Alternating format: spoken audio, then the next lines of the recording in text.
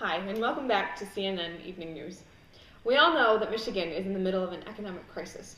The unemployment rate is remaining high, and more families are struggling to pay bills, find jobs, and take care of their family's health. Michigan's new governor seems to be making things harder with budget cuts affecting local schools and state universities.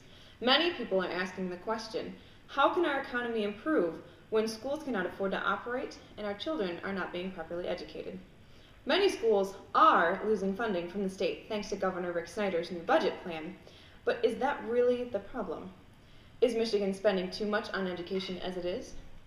Senior correspondent Zach Anderson has the story. Michigan is in a state of tremendous unemployment. It is in the bottom 10% of GDPs per capita in the nation. However, Michigan spends $246 more per student than the national average, bringing the budget to $9,912 per student. Michigan schools pay their teachers better than most states. In 2003, nearly 3/4 of the budget went to salaries and benefits. Rick Schneider's proposal to cut school budgets by up to 300% would bring the spending on schools to that of other states, where this would bring the state cost down past the national average. It will not be detrimental as compared to other states. This is Zach Anderson signing off. Welcome back, everyone. With me today are Dr. Allie Robinson from the University of California and senior financial analyst from the New York Times, Rachel Stanford. Welcome, ladies. Good to have you. So, we all know that Michigan is going through quite the economic crisis at the moment, and so we brought you in today because we'd like to talk a little bit about saving money for schools. Okay, obviously we know everyone's losing money, so we want to try to find some ways that schools can save up and they can support themselves a little bit better. So what are some things that you suggest as far as cutting costs? I think right off the bat, the real simple things are switching from styrofoam trays to plastic. Plastic's just a lot easier to recycle. Water the grass and plants and everything around the school at night so it dries during the day. And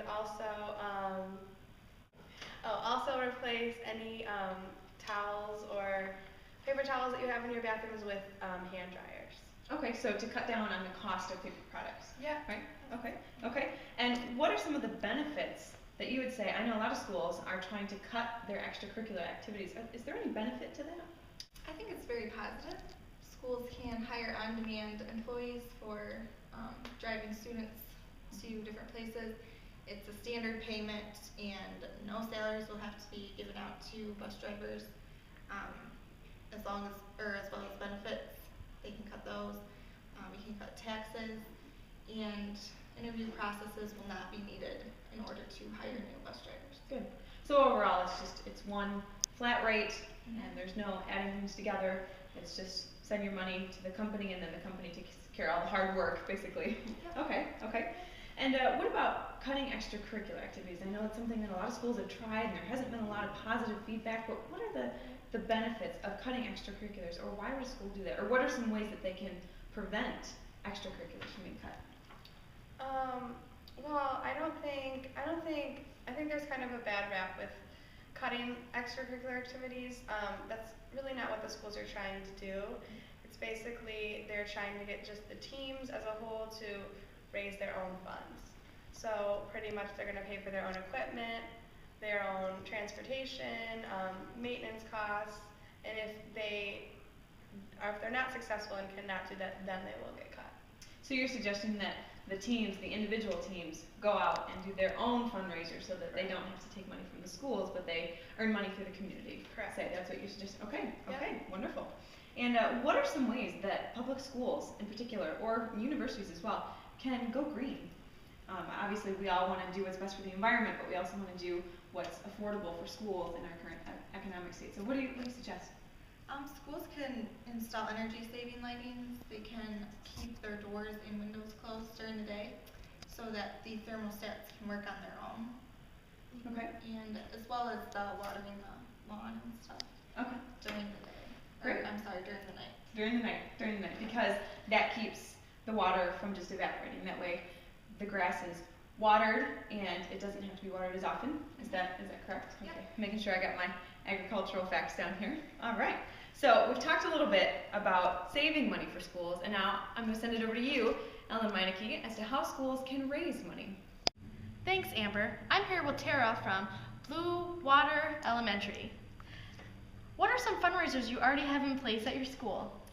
Currently, we have a few fundraisers in place that are proving to be very successful. One that we have is collecting box tops. Over $300 million has been received by schools using this program. Saving labels from Campbell's products also earns points for free educational merchandise.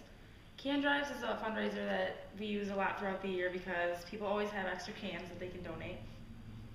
In the winter, we host a sled-a-thon where each student seeks pledges for each trip down the hill. Last year, we received $2,000 and received positive feedback from all the families. What ideas do you have for future fundraising? Well, some less common fundraising ideas that we want to try are membership cards to local businesses where percents of the purchase go to the school. And there are programs where credit card companies offer donations, and bricks with engraved donor names where bricks are sold for $50 a piece. And one school was quite successful, making $520,000. Thank you for sharing that with us, Tara. There are some other options that most schools don't look into. Creating an ad that would be displayed on Google's search engine that would raise money with each click of a mouse.